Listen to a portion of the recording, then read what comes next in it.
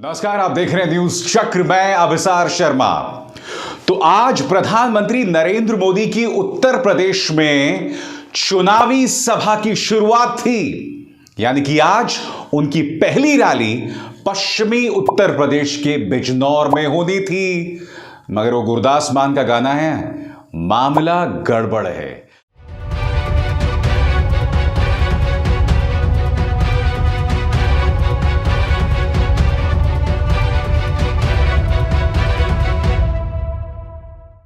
गड़बड़ किस तरह से मैं बताता हूं, क्योंकि प्रधानमंत्री नरेंद्र मोदी को यह रैली रद्द करनी पड़ी। शुरुआत ही गड़बड़ हो गई है दोस्तों। जी हां, क्योंकि प्रधानमंत्री कार्यालय और भारतीय जनता पार्टी का कहना है कि खराब मौसम की वजह से उन्हें यह रैली जो है वो रद्द करनी पड़ी। अब इस मुद्दे को उठाते हुए जयंत चौधरी, रालोद के जयंत चौधरी ने प्रधानमंत्री नरेंद्र मोदी पर करारा हमला बोला है। आपके स्क्रीन पर उनका यह बयान, बिजनौर में धूप खिल रही है लेकिन भाजपा का मौसम खराब है। जी हां, यही नहीं, उन्होंने बाकायदा एक स्क्रीनशॉट पेश किया जो इस वक्त आपके स्क्रीन पर है। इसमें बताया जा रहा है कि 12 बजे बिजनौर का तापमान 17 डिग्री था और जैसा कि आप देख सकते हैं यहां लिखा हुआ है खिली धूप। तो बिजनौर का मौसम तो ठीक ठाक था, फिर इस रैली को रद्द करने की क्या वजह हुई? प्रधानमंत्री नरेंद्र मोदी ने खुद क्या कहा, सुनिए दोस्तों। मैं सोच रहा था कि बिजनौर से मैं चुनाव अभियान का प्रारंभ करूं रूबरू आकर के, लेकिन मौसम के कारण मेरा हेलीकॉप्टर नहीं निकल पाया और उसके कारण मुझे फिर एक बार बीसी से ही आपके दर्शन करने का सौभाग्य मिला है।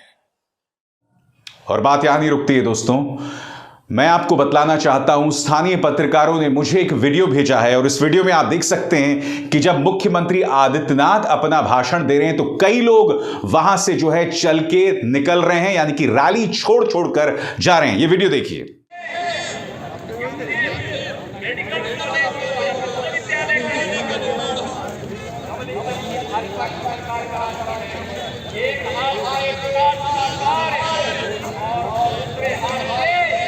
आपको यह समझना पड़ेगा दोस्तों कि पश्चिमी उत्तर प्रदेश में सब हो क्या रहा है। सबसे पहले आपकी स्क्रीन पर यहां पर आप देख सकते हैं बालियान खाप के प्रमुख राकेश टिकैत के भाई नरेश टिकैत जयंत चौधरी को आशीर्वाद दे रहे हैं वोटिंग से सिर्फ 3 दिन पहले। कुछ दिनों पहले आपको याद होगा नरेश टिकैत ने मुलाकात की थी किससे? संजीव बालियान से। और अब खुलेआम न सिर्फ आशीर्वाद दे रहे हैं बल्कि यह भी कह रहे हैं कि पिछले 1 साल में 700 किसानों की मौत हुई। पिछले 1 साल में इस सरकार ने किसानों से कोई बातचीत नहीं की। अब जनता के पास मौका आया है सरकार को जवाब देने का। और राकेश टिकैत जो लगातार उग्र बने हुए हैं, एक के बाद एक सरकार पर हमला बोल रहे हैं, कह रहे हैं कि इस बार भाजपा को वोट नहीं। यही नहीं, भारतीय किसान यूनियन ने बाकायदा एक पूरा प्लान बनाया है कि जिस भी गांव में भाजपा के विधायक घुसेंगे उनसे एक पर्चे के सहारे सवाल पूछे जाएंगे कि आप लोगों ने किसानों से क्या, किसानों के लिए क्या किया। यानी कि एक तरफ जयंत चौधरी को आशीर्वाद मिला बालियान खाप का, दूसरी तरफ राकेश टिकैत उग्र हो रहे हैं। और अब प्रधानमंत्री नरेंद्र मोदी का अपनी पहली रैली को रद्द कर देना यह कहकर कि मौसम खराब है। दोस्तों, मैं नहीं जानता हूं मौसम कहां खराब है, दिल्ली में या बिजनौर में या पश्चिमी उत्तर प्रदेश में, क्योंकि कोई भी मीडिया चैनल इस पर बहस नहीं करेगा। कोई भी मीडिया चैनल सवाल नहीं पूछेगा भारतीय जनता पार्टी से कि आखिर इस तरह से आपको रैली क्यों रद्द करनी पड़ी। मगर ये मुद्दे उठाए जाने बहुत ज्यादा जरूरी हैं, खासकर इस बात की पृष्ठभूमि में कि कम से कम ऐसे 10 वीडियो सामने उभर कर आ गए हैं पश्चिमी उत्तर प्रदेश से, जहां भाजपा के विधायकों को गांव में घुसने नहीं दिया जा रहा है। इसके पीछे रालोद के समर्थक भी हैं, इस बात को नजरअंदाज नहीं किया जा सकता, और कुछ स्थानीय लोग भी हैं जो भाजपा से नाराज हैं। मगर क्या इसका अर्थ यह हुआ कि भाजपा चुनाव हार रही है? पहले और दूसरे चरण में उसकी हालत पतली है? कहा नहीं जा सकता दोस्तों। यह ना भूलें 2013 में इसी पश्चिमी उत्तर प्रदेश के मुजफ्फरनगर दंगे में हिंदुओं और मुसलमानों में दंगे हुए थे। उस वक्त जो कड़वाहट बनी हुई थी, सवाल यही किया जा रहा है कि क्या वो कड़वाहट दूर हो गई? बार बार जो कहा जाता है कि अब फिजाओं में अल्लाह अकबर और हर हर महादेव के नारे फिर से गूंजने लगे हैं, क्या इसका असर वोटिंग पर भी पड़ेगा? क्योंकि मैं आपको याद दिलाना चाहता हूं दोस्तों, भारतीय जनता पार्टी बार बार झूठ का सहारा ले रही है। भारतीय जनता पार्टी बार बार जो है भ्रामक प्रचार कर रही है और पुराने जो कड़वाहट वाले हादसे हैं, घटनाएं हैं, उसकी याद दिला रहे हैं। मसलन 13 सेकंड का ये साउंड बाइट सुनिए स्मृति ईरानी का, जिसमें 90 के दशक में जो राम भक्तों पर गोलियां चलाई गई थी उसकी वो याद दिला रही हैं। सुनिए। समाजवादी पार्टी के नेताओं से जब पूछा गया कि निर्दोष राम भक्तों पर गोलियां चलवाया क्यों, तो कहा कि अगर मारना होता तो और मारते। स्मृति जी से मेरा एक सीधा सवाल, स्मृति जी एक बात बताइए, पिछले 5 सालों से आपकी सरकार थी, आपके पास पूरा मौका था उस वक्त के मुख्यमंत्री मुलायम सिंह यादव पर कार्रवाई शुरू करने का, आपने कुछ नहीं किया। इसका मतलब राम भक्तों का मुद्दा भी सिर्फ एक सियासी मुद्दा है। ये जो बातें कह रही थी ना स्मृति जी कि नहीं साहब, हम ये दिल की बात है, ये मन की बात है, हम इसे नहीं भूल सकते, नहीं साहब, यह आपके लिए भावात्मक मुद्दा बिल्कुल नहीं है, यह आपके लिए सिर्फ राजनीतिक मुद्दा है। क्योंकि अगर आप इस मुद्दे पर गंभीर होते तो अब तक पिछले 5 सालों में आपको कोई कार्रवाई करनी चाहिए थी, मगर आपने कुछ नहीं किया। आपने इस मुद्दे को लेकर एक जांच आयोग भी नहीं बिठाया, जिससे पता चलता है कि आप जो यहां तर्क दे रही थीं वो सिर्फ और सिर्फ भ्रामक हैं। झूठ मैं नहीं कहूंगा क्योंकि आप सांसद हैं, मंत्री हैं, आपके बारे में ऐसे शब्द नहीं कहने चाहिए, मगर ये बतला रहा है कि जो आप बात कह रही हैं उसके प्रति आप खुद ईमानदार नहीं हैं।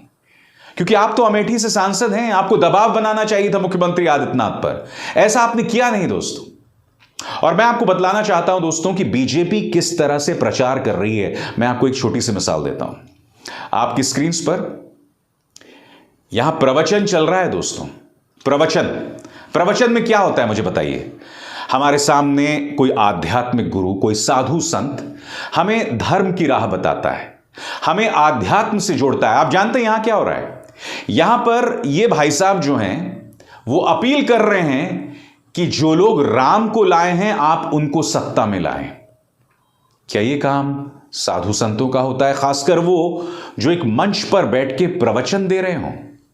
बताइए, क्या यह सवाल उठना लाजमी नहीं है? और मैं जो बड़ी बात यहां पर उठाना चाहता हूं कि जो बार बार कहा जाता है ना कि जो लोग राम को लाए हैं, क्या भारतीय जनता पार्टी की हैसियत इतनी बड़ी हो गई कि अब वो राम को लाने लगे हैं? बताइए। फैसला अदालत का था जो एक अरसे से चला आ रहा था, जिस जज ने वो फैसला सुनाया उसको आपने राज्यसभा में भेजा। खैर उनमें कोई लिंक नहीं है आपस में मगर जो मैं कहना चाहता हूं यहां पर वो ये कि आप राम को कैसे ला सकते हैं? क्या भाजपा का अस्तित्व या प्रधानमंत्री नरेंद्र मोदी का अस्तित्व भगवान राम से ऊपर है? इस सवाल का जवाब भाजपा को देना होगा, क्योंकि हम लगातार देख रहे हैं या तो भ्रामक प्रचार या फिर सांप्रदायिक प्रचार। स्मृति ईरानी तो एक छोटी सी झलक है, मगर ये जो दोनों घटनाएं मैंने आपको बताई, क्या आपको नहीं लगता कि चुनाव आयोग को इस बात का संज्ञान लेना चाहिए? खुलेआम स्मृति ईरानी उस मुद्दे पर वोट मांग रही हैं जिसको लेकर एक जमाने में हिंसा और दंगे हुए थे। क्या ये चुनाव आयोग के दिशा निर्देशों का उल्लंघन नहीं है? और ये जो सज्जन एक संत होते हुए भाजपा के लिए बेशर्मी से वोट मांग रहे थे, क्या ये चुनाव आयोग के दिशा निर्देशों का उल्लंघन नहीं है? और विपक्ष का मुकाबला इस दमखम के साथ है। मैं आपको एक और मिसाल देता हूं दोस्तों। ये तस्वीर देखिए, प्रधानमंत्री हैदराबाद गए थे। हैदराबाद में वो एक फार्म में गए और वहां से एक चना तोड़ के खाने लगे। आपके हिसाब से क्या कोई इतनी बड़ी खबर है कि प्रधानमंत्री ने चना तोड़ के खाया? मगर अब मैं आपको एक मिसाल देना चाहता हूं, स्क्रीन पर देखिए साहब। प्रसार भारती ने इसको ट्वीट किया, प्राइम मिनिस्टर ईटिंग चना। ऑल इंडिया रेडियो ने, दूरदर्शन लाइव ने, रिपब्लिक चैनल, हां, जिसका वो संपादक जेल में था 7 दिन के लिए, ये सब लोग ये बता रहे हैं कि प्रधानमंत्री नरेंद्र मोदी ने चना खाया। क्या ये इतनी बड़ी खबर थी?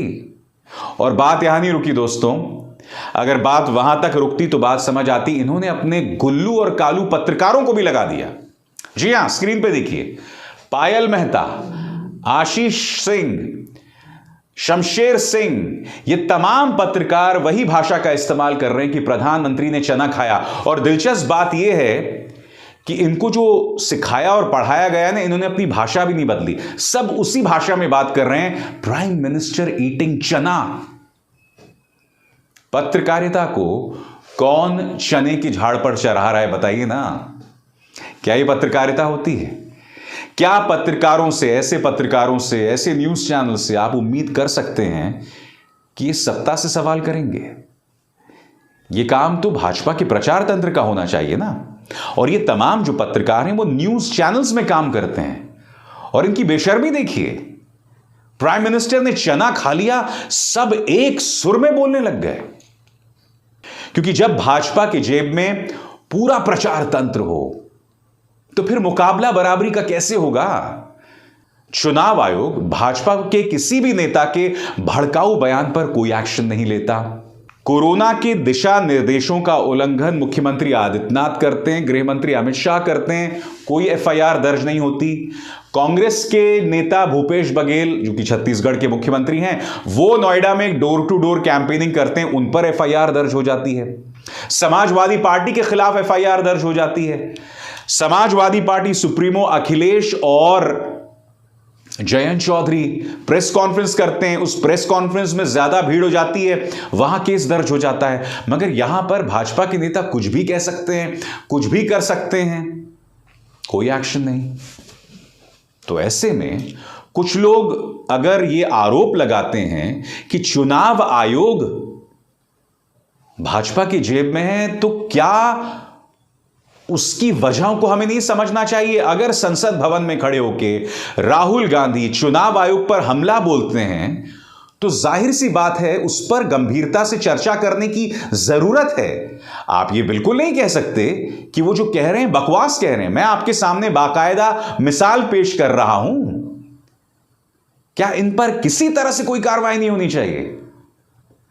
खैर, मगर इस मंच पर दोस्तों हम ये मुद्दे आपके सामने हमेशा लाते रहे हैं और आगे भी लाते रहेंगे, ये मेरा वादा है आपको।